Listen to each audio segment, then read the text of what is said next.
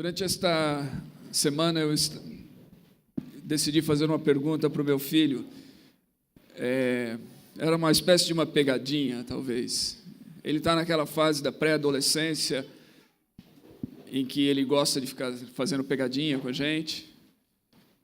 E ele tem muito mais, porque ele vive na era do YouTube e dos YouTubers, né? Então ele vive tentando pegar a gente nas pegadinhas.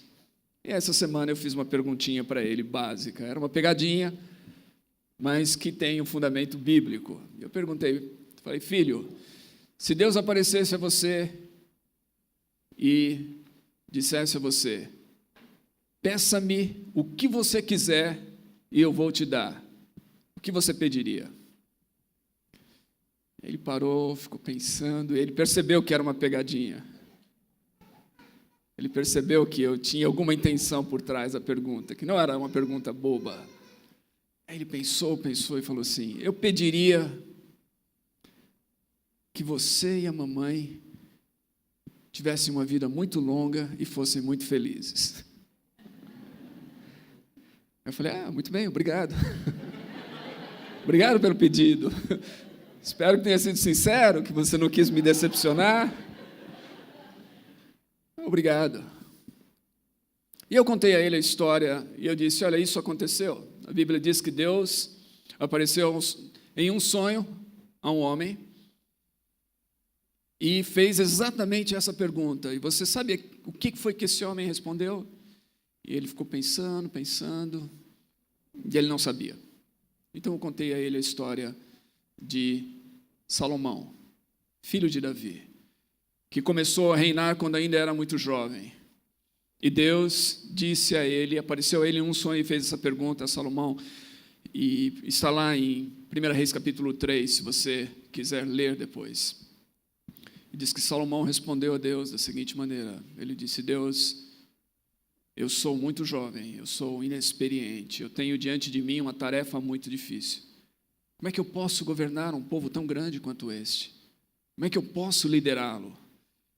Eu quero uma coisa, me dê sabedoria. E diz que Deus se agradou tanto do pedido de Salomão, que Deus lhe deu sabedoria. Que ele se tornou o homem mais sábio dos seus dias, da sua época, do seu tempo. E junto com a sabedoria, Deus deu a Salomão outras coisas, aquilo que ele não havia pedido também. Teria sido muito fácil Salomão ter pedido, por exemplo, riqueza, honra, vida. Deus acrescentou essas coisas a Salomão. De fato, mais tarde, Salomão vai escrever e vai dizer que essas coisas seguem a sabedoria. Que a sabedoria traz essas coisas para as pessoas. E diz que durante a época de Salomão, ele escreveu mais de 3.000 provérbios. E ele compôs 1.005 canções. E ele fez tantas outras coisas. De fato, pessoas vinham do mundo inteiro naquela época para ouvir a sabedoria desse homem. Neste mês a gente vai falar sobre sabedoria. Nós vamos olhar para o livro de Provérbios, evidentemente de maneira bem sintetizada, mas nós vamos falar sobre a sabedoria para a vida, a sabedoria para viver. Porque nós todos reconhecemos que viver nem sempre é fácil e que nós nos deparamos constantemente com decisões, com escolhas para as quais nem sempre temos uma resposta, nem sempre sabemos o que fazer. Nós vivemos na época da internet e nós vivemos na época do Dr. Google e de tantas outras coisas que a gente vai pesquisar, mas tem perguntas na vida que nenhuma dessas ferramentas vão nos trazer a orientação. E muitas vezes a orientação que elas podem nos dar não é a orientação que nós de fato precisamos. Sobre emprego, sobre carreira, sobre finanças e economia, sobre liderança e casamento, com quem casar e como lidar com as questões do casamento. Tantas questões, educação de filhos, tantas questões que temos na nossa vida. E o livro de Provérbios trata sobre todas elas. Então nós vamos olhar para esse texto de Provérbios em busca da sabedoria que está contida aqui e da sabedoria para que possamos viver vidas sábias. Toda virada de ano eu gosto de lembrar do Salmo de 90, onde fala sobre a vida breve, a vida que passa rápido, e essa é a sensação que todos nós temos todo final de ano. Passou rápido demais e parece que cada vez passa mais rápido. E naquele Salmo, que é uma oração, a oração diz assim: ensina-nos a sabedoria, ensina-nos o caminho da sabedoria, ensina-nos a viver de maneira sábia. E esse texto de Provérbios é um texto essencial para nos ensinar a sabedoria para viver de maneira sábia. Eu gostaria de olhar o capítulo 1, então, que é a introdução do texto. Vou dar algumas informações para vocês, talvez não sejam tão familiarizados, e aí a gente vai olhar alguns versículos no capítulo 1. Começa no capítulo 1, versículo 1, dizendo: estes são os provérbios de Salomão, filho de Davi, rei de Israel. Esses são os provérbios de Salomão. Eu já disse a vocês que o texto de Reis fala que Salomão escreveu mais de 3.000 provérbios. Então, esses são os provérbios de Salomão, filho de Davi, o rei de Israel. Provérbios que ele escreveu durante a sua vida. O texto todo de Provérbios, no entanto, pode ser dividido da seguinte maneira: dos capítulos 1 a 9, nós temos uma introdução, uma longa introdução. A introdução dos pregadores, como eu, por exemplo, longas introduções. Então, os 9 primeiros capítulos desse livro aqui são uma longa introdução ao livro de Provérbios. E aí no capítulo 10, versículo 1, você vai ler assim: Provérbios de Salomão. Aqui começam os provérbios. Antes disso, a introdução para o texto de Provérbios. E esse capítulo, então, 10, 1 até o capítulo 22, 16, a gente tem os provérbios de Salomão. Porque nem todos os provérbios que estão aqui são provérbios de Salomão. Nem todos os provérbios que estão aqui, e inclusive nem todos aqueles que são atribuídos a Salomão, necessariamente foram compostos por ele. Alguns diriam que ele coletou outros provérbios e ele colocou esses provérbios e divulgou esses provérbios. Mas então, do 10, 1 até o 22, 16, temos aqui provérbios de Salomão. No 22, 17, até o 24, 22, a gente tem os ditados dos sábios. Não sabemos quem eram esses sábios, mas eles foram ditados que foram acumulados e colecionados e são acrescentados aqui. No capítulo 24, versículo 23 até o 34, temos outros ditados dos sábios, parte dessa coleção. E aí voltamos, então, no capítulo 25, 1 até o 29, 27, a outros provérbios de Salomão que foram coletados ou compilados pelos servos do rei Ezequias. E aí, no final do livro, os capítulos 30 e 31, nós temos outras duas pessoas cujos provérbios são acrescentados aqui. Os ditados de Agur, no capítulo 30, e no capítulo 31, os ditados do rei Lemuel. Então, aqui você tem o livro que é chamado de livro de provérbios. Novamente, nem todos os provérbios são provérbios de Salomão, mas a maioria desses provérbios são compostos ou foram escritos ou ditados por ele. E aí nós extraímos desses provérbios, então, a sabedoria de Salomão aqui nas Escrituras. Uma outra coisa interessante dos provérbios é que eles eram escritos geralmente por reis e sábios da corte para ensinarem e prepararem os futuros líderes da corte. Eles são, você vai encontrar aqui, geralmente, que eles são direcionados a jovens e a inexperientes. Por quê? Porque esse era o objetivo deles, preparar e treinar esses jovens e inexperientes, a fim de que eles pudessem liderar, a fim de que eles pudessem se tornar bons líderes ao crescerem, bons líderes da nação de Israel. Os provérbios eram comunicados, como eu disse, por reis e sábios, geralmente, mas também eram comunicados por pais e mães.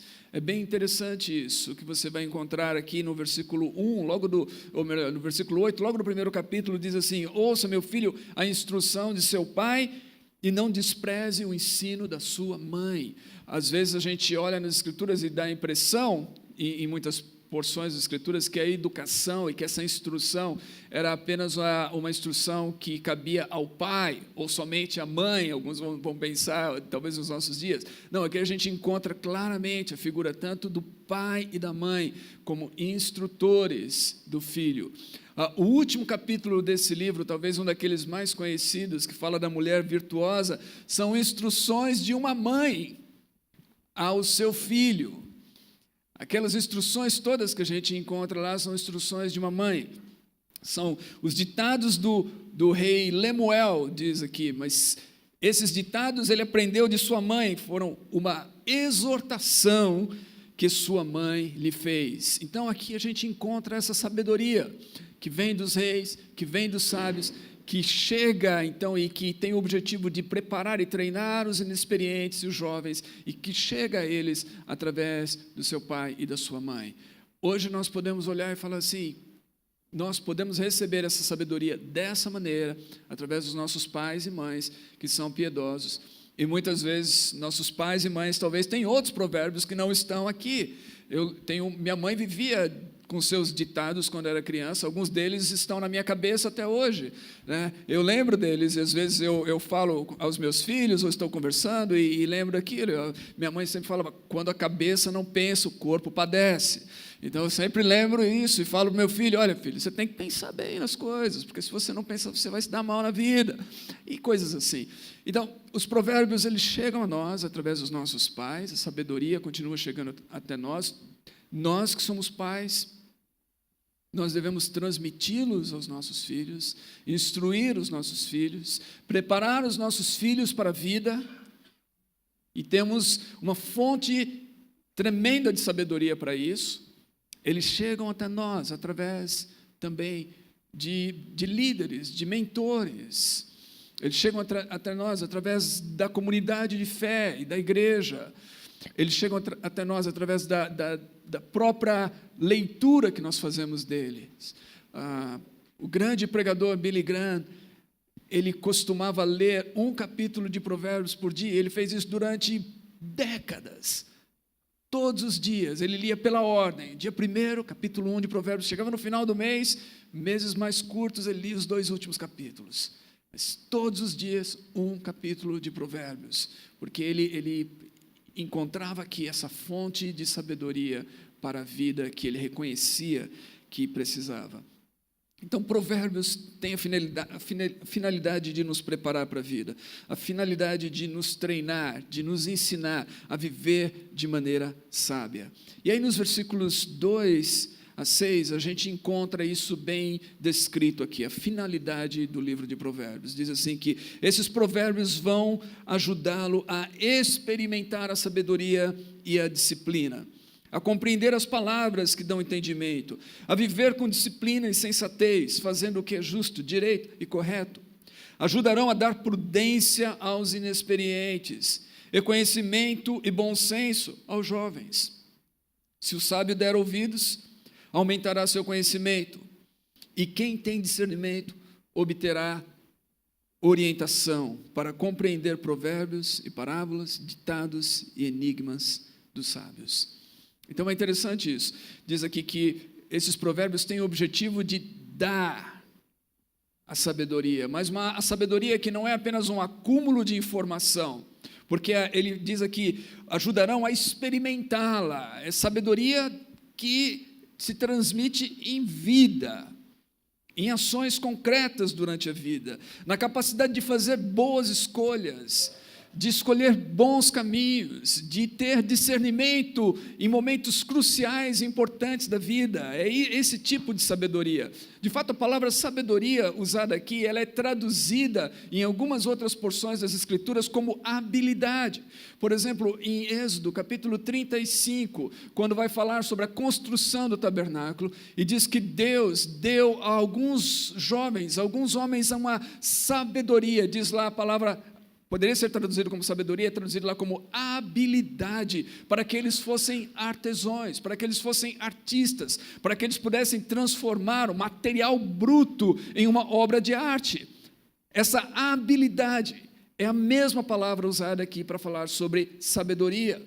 Por exemplo, no livro de Salmos, quando fala sobre os marinheiros, aqueles que navegam no mar com o seu navio, com as suas embarcações, fala sobre a habilidade deles de navegarem no alto mar, de navegarem em meio às ondas, à tempestade, ao vento.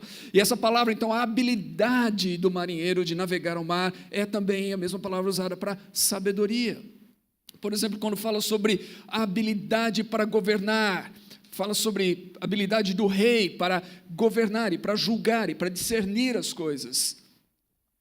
Isso é sabedoria. Então, sabedoria tem a ver com escolhas que nós fazemos na vida e com habilidade para fazer escolhas certas, com habilidade para tomar decisões em momentos cruciais da nossa vida, com habilidade para separar aquilo que é certo daquilo que é errado, para não cair no erro. É por isso, inclusive, que a gente vê aqui a questão do inexperiente, a questão dos jovens.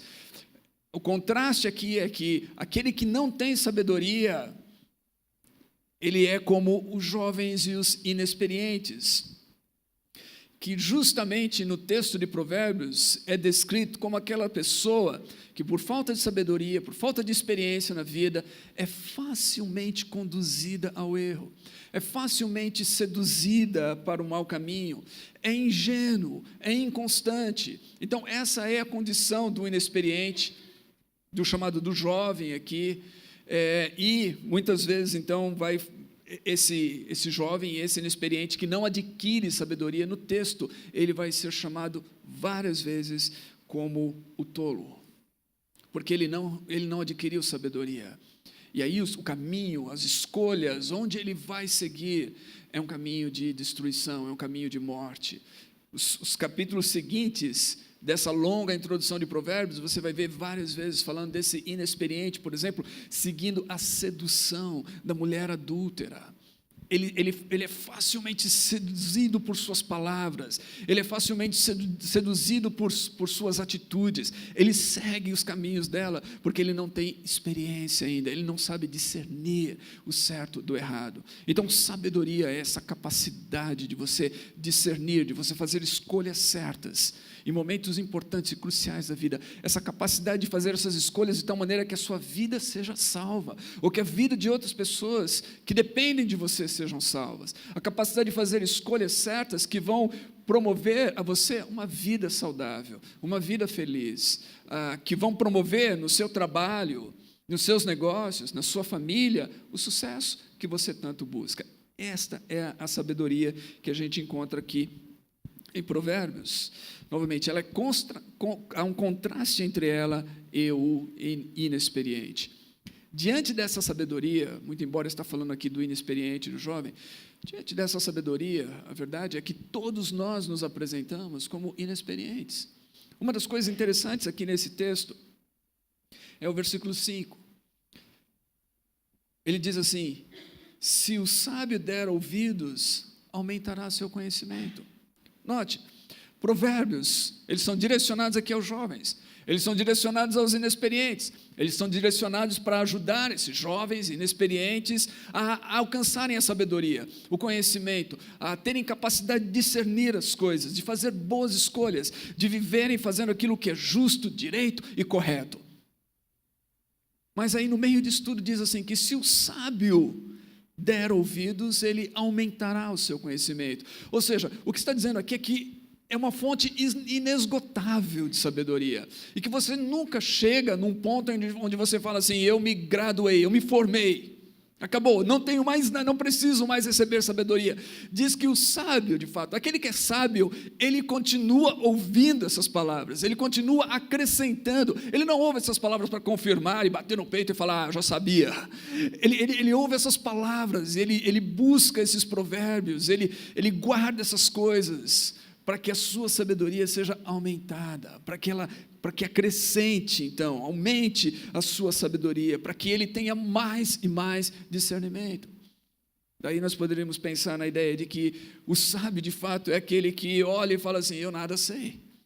No sentido de que ele tem essa atitude de que está sempre querendo aprender, está sempre aberto a aprender, está sempre buscando saber mais e conhecer mais, está sempre procurando isso. Me faz lembrar do apóstolo Paulo, quando escreve uma das suas cartas finais, a carta pastoral, que ele escreve da prisão, e ele diz assim: o dia da minha partida está próxima. 2 Timóteo, capítulo 4. Não sei se você lembra, mas quando Paulo está escrevendo essas palavras para Timóteo, está chegando ali no momento final da sua vida, uma das coisas curiosas que ele pede para que Timóteo possa enviar a ele são os livros. Está ali um homem no final da sua vida, chegando ao momento final, mas ele não está satisfeito. Ele quer continuar lendo, ele quer continuar aprendendo, ele está ainda em busca de aprender. E assim é o sábio. O sábio não para de aprender nunca. O sábio está sempre disposto e buscando e curioso, tentando aprender cada vez mais, aumentando a sua sabedoria e o seu conhecimento. Agora, se o resultado dessa vida que Provérbios nos diz é uma vida bem-sucedida, e a gente vai encontrar isso, se são riquezas, honra e vida que a sabedoria traz, por que nem todos seguem pelo caminho da sabedoria? Por que nós vivemos num mundo onde tantas vezes nós olhamos e falamos: que tolice, tamanha estupidez? E às vezes isso vem de pessoas inexperientes, se nós diríamos, dos jovens. A gente poderia até esperar isso, talvez, daqueles inexperientes na vida, e a gente até tem uma certa atitude de solidariedade para com isso, de paciência e tudo mais. Mas o pior é que às vezes a tolice, aquilo que nos provoca essa sensação de que foi uma tremenda tolice que foi dito, que foi falado, ou que foi feito, às vezes vem de pessoas que já não são tão inexperientes assim na vida. Às vezes vem de pessoas das quais a gente não esperava aquilo.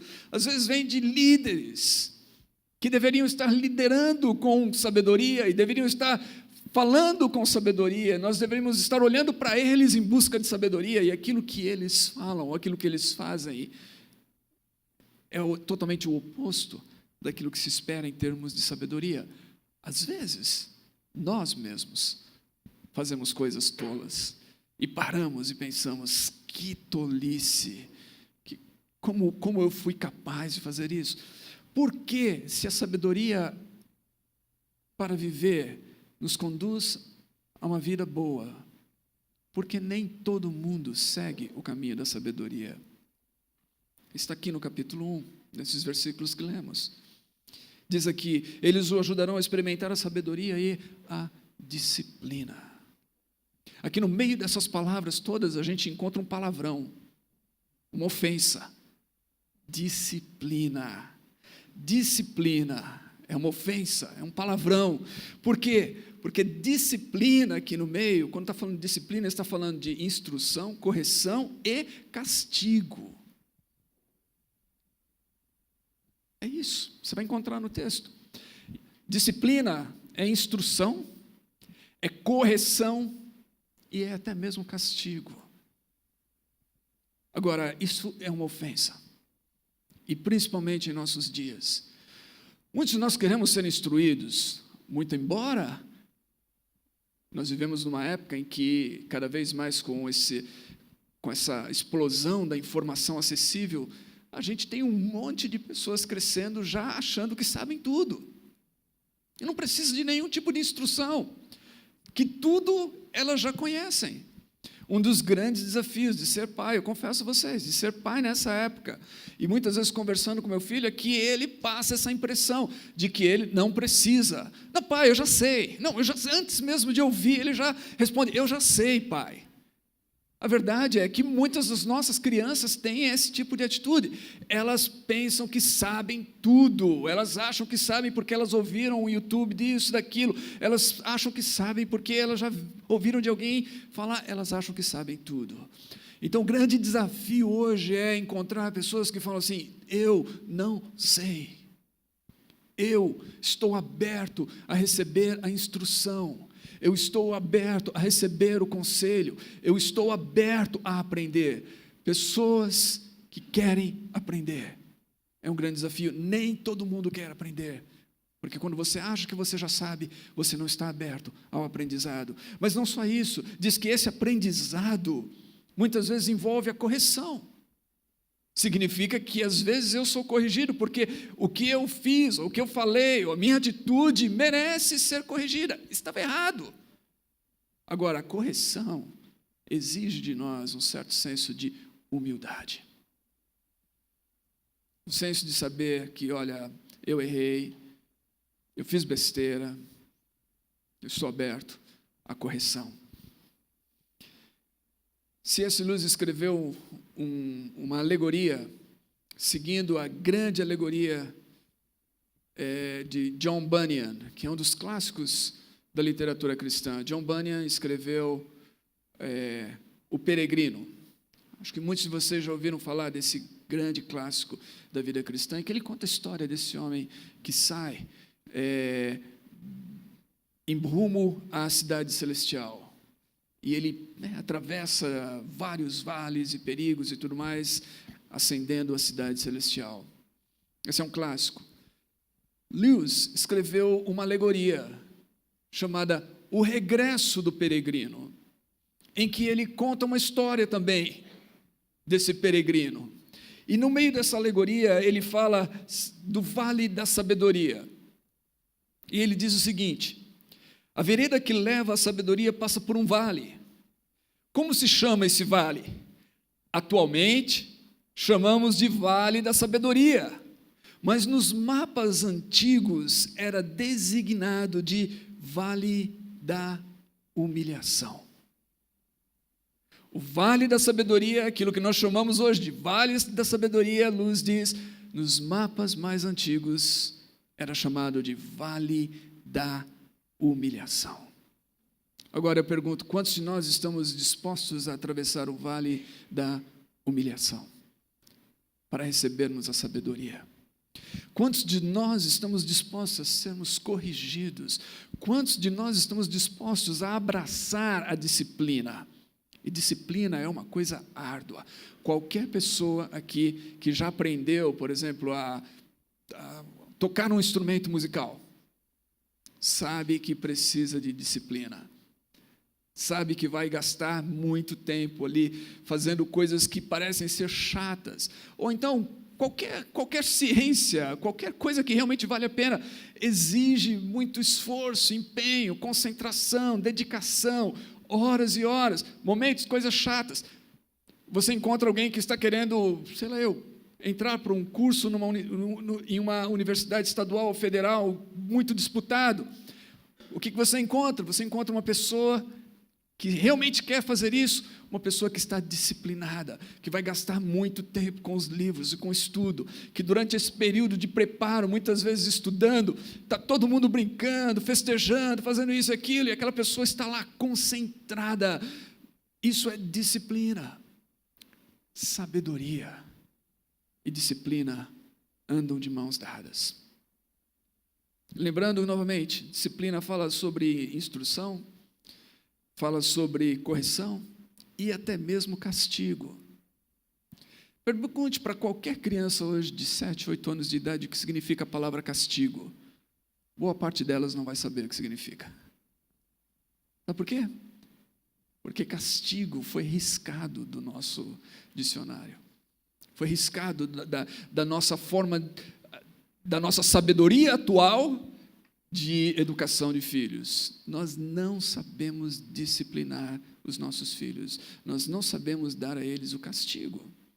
O que é castigo? É privá-los muitas vezes de alguma coisa para eles aprenderem a valorizar certas coisas. É mostrar a eles que ações têm consequências. É ensiná-los a serem responsáveis na vida. Mas hoje em dia, nós criamos filhos e educamos crianças como se tudo o que eles fizessem, o que eles merecem é serem aplaudidos e louvados e tudo mais. Nós criamos filhos na base da afirmação. Nós queremos afirmá-los tanto que não podemos dizer a eles um não. Isto é errado. Isto não está correto. Se você seguir dessa maneira e seguir por esse caminho, você vai prejudicar a sua vida. Você não vai ter um bom futuro. Disciplina, meus queridos, e sabedoria andam juntas. Se nós negligenciarmos uma delas, nós não vamos ter a outra. Se nós negligenciarmos a disciplina, nós não vamos alcançar jamais a sabedoria. Nós vamos seguir pela vida como inexperientes. Nós vamos seguir pela vida, na verdade, como o texto diz aqui, como tolos. E nós não vamos encontrar aquilo que a vida tem para nós. O fundamento desse texto de Provérbios está no capítulo 7. Diz aqui que o temor do Senhor é o princípio do conhecimento.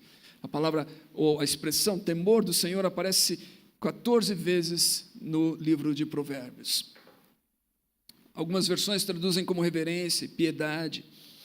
E essa palavra, a mesma palavra hebraica, ela aparece várias vezes na Bíblia e é traduzida de diversas maneiras. Às vezes o termo temor, ele é usado para falar sobre medo e até mesmo pavor, ou ficar aterrorizado diante de uma situação. Às vezes ele está falando de admiração, espanto, ou de um respeito profundo ou reverência. Quando a palavra temor é usada nas Escrituras junto com o Senhor, ou quando o Senhor é o objeto do temor, como aqui, o temor do Senhor, o que ela está trazendo para nós é que ela captura esses dois aspectos. O aspecto de ficarmos espantados, de sermos tentados a recuar diante desse espanto, desse pavor, ao mesmo tempo o aspecto da atração, de algo que nos atrai, de algo que nos provoca uma profunda admiração e que a gente é atraído por ele. Esse é o temor do Senhor. Por isso, então, ele é traduzido muitas vezes com a ideia de reverência. O temor do Senhor em Provérbios aqui é, de fato, a atitude do verdadeiro adorador. Diante de Deus, o verdadeiro adorador, ele se encontra diante daquilo que é maior do que a vida e que tudo, do espanto, do totalmente outro, indescritível. Diante de Deus, o verdadeiro adorador sente pavor, sente admiração, sente-se espantado. Faltam-lhe palavras, falta-lhe, muitas vezes, como nós vemos nas Escrituras, faltam-lhe forças nas pernas. Ele pensa que ele vai desmaiar. Ele pensa que a sua vida vai terminar ali, porque ele está diante da divindade, ele está diante de Deus. Ao mesmo tempo, diante de Deus, ele vê a beleza mais sublime, ele vê o amor na sua essência, ele vê o Pai gracioso que acolhe, que recebe e que convida. Diante de Deus há espanto e há atração. E aí a gente encontra essa adoração. Então, o temor do Senhor é essa atitude, é aquele que se vê diante de Deus. E diz que este é o princípio, este é o fundamento, este é o caminho da sabedoria. Fala aqui no versículo 7, que o insensato, no entanto, ele despreza isso e ele despreza a disciplina. Por quê? Porque o tipo de sabedoria que nós temos aqui, novamente, ele passa pelo caminho da sabedoria, da correção, da humildade, de reconhecermos que nós não somos a medida de todas as coisas, Deus é. Deus é a medida de todas as coisas, Deus nos mede.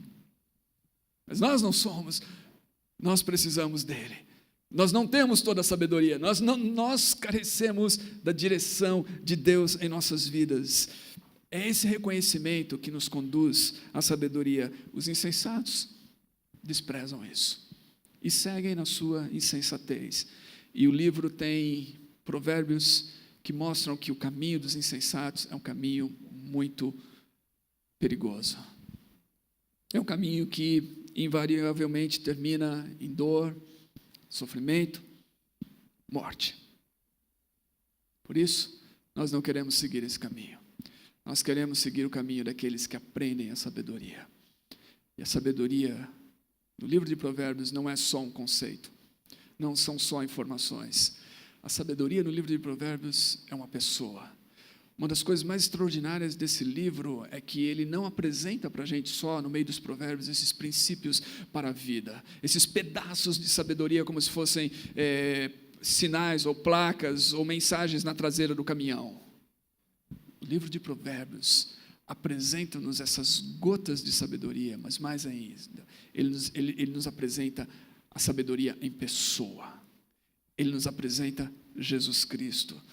E a gente encontra isso nos capítulos seguintes. Nós encontramos a personificação da sabedoria. E é interessante que essa personificação da sabedoria no livro de Provérbios, ela é exatamente aquilo que Isaías profetizou no capítulo 11 da sua profecia acerca do Senhor Jesus. Diz que quando Jesus viesse, Isaías 11:2 diz que o Espírito do Senhor repousaria sobre ele, o Espírito que dá sabedoria e entendimento, o Espírito que traz conselho e poder, o Espírito que dá conhecimento e temor do Senhor. O Senhor Jesus veio dessa maneira, com esse Espírito, ele veio como a encarnação da sabedoria. Paulo vai dizer sobre a sabedoria que os gregos procuram. E os gregos procuraram a sabedoria. A filosofia começou com os gregos, no sexto século antes de Cristo, justamente nessa busca por sabedoria. Mas Paulo vai dizer o seguinte: Jesus é a sabedoria de Deus. Nós pregamos Jesus, sabedoria de Deus. Ele é a sabedoria de Deus. Nele, em Jesus, Paulo diz, estão ocultos, estão escondidos todos os tesouros da ciência e da sabedoria. Então a sabedoria que nós precisamos e que Provérbios nos guia e nos instrui, nos leva a sabedoria para a vida, não são apenas conceitos, é uma pessoa, e essa pessoa chama-se Jesus Cristo. Se nós prestarmos atenção nesse texto, se nós seguirmos essas instruções, nós estaremos seguindo não outro a não ser aquele que se apresentou nesse mundo e que disse: venham e sigam após mim. E no final do seu grande sermão, ele faz algo bem interessante. Ele diz assim: aqueles que me ouvirem e colocarem em prática essas coisas que eu estou ensinando, eles serão sábios. Ele usa a palavra prudente, que muitas vezes é usada aqui como sinônimo de sabedoria. O prudente. O prudente não é igual ao inexperiente. Ele não é igual ao ingênuo. Ele não é igual ao tolo e insensato, prudente. Jesus disse assim: aqueles que seguem e colocam em prática as minhas palavras, eles são como um homem prudente. Aqueles que não vivem de acordo com as minhas palavras, Jesus vai chamar de insensato, de tolo. Exatamente os termos que nós encontramos aqui para descrever essas duas possibilidades de vivermos no livro de Provérbios. Podemos ser sábios, ou podemos ser tolos. Podemos seguir por um caminho que conduz à vida, ou podemos seguir por um caminho que conduz à destruição e à morte. Podemos julgar-nos sábios aos nossos próprios olhos, e, no entanto, estarmos seguindo aquilo que Tiago vai dizer de uma sabedoria que não vem do alto, de uma sabedoria que é mundana, e por ser mundana, Tiago vai dizer que muitas vezes ela é demoníaca, ela é carnal. Parece sábio, parece um bom caminho, parece uma coisa legal. Há caminhos que parecem ser bons.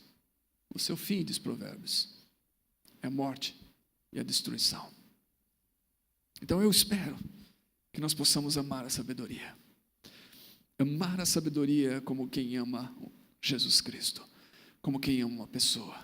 Amar a sabedoria como aquele que sabe que a nossa existência, a nossa vida e o nosso destino e o nosso futuro depende dela. E se amarmos a sabedoria, então nós iremos buscar a sabedoria. Se amarmos a sabedoria, nós vamos desejá-la. Se amarmos a sabedoria, nós vamos nos submeter, nós vamos passar pelo vale da humilhação, se necessário.